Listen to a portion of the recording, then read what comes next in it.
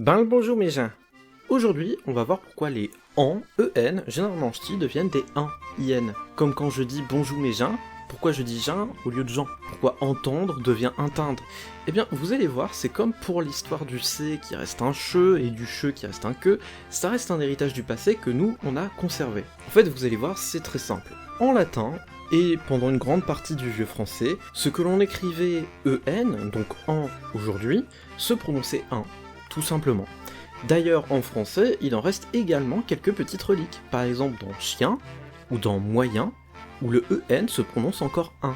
En réalité, là, c'est pas tellement le ch'ti qui fait différent des autres en disant ben non, nous on met des 1 partout, c'est plutôt le français qui a décidé de s'éloigner de toutes les autres langues latines qui faisaient ça à l'époque, et de dire ah bah non, moi je vais faire différent. Comme quoi, le mauvais élève de la classe, c'est pas toujours celui qu'on croit. Maintenant, je profite de cette vidéo, parce qu'il n'y a pas grand chose de plus à expliquer, pour dire qu'aujourd'hui, beaucoup de en an deviennent aussi des 1 en picard, comme dans France, anglais, ce genre de choses.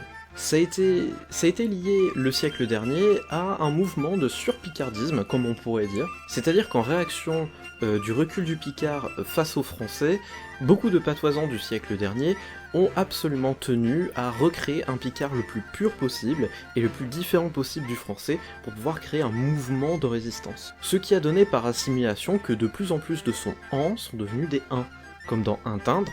Maintenant, quand on dit quand, demandez quand est-ce que je te revois, on dit quand est-ce que je te revois. Malheureusement ou heureusement, ça je vous en les juge, aujourd'hui c'est entré dans l'usage courant, ce qui fait que pour le meilleur ou pour le pire, maintenant l'ensemble des en, la plupart du temps, se prononce un en ch'ti, qu'il soit en ou an, mais à la base, ça vient bien d'une conservation du latin et du vieux français. Sur ce, adéter tous et n'hésitez pas à suivre Falken.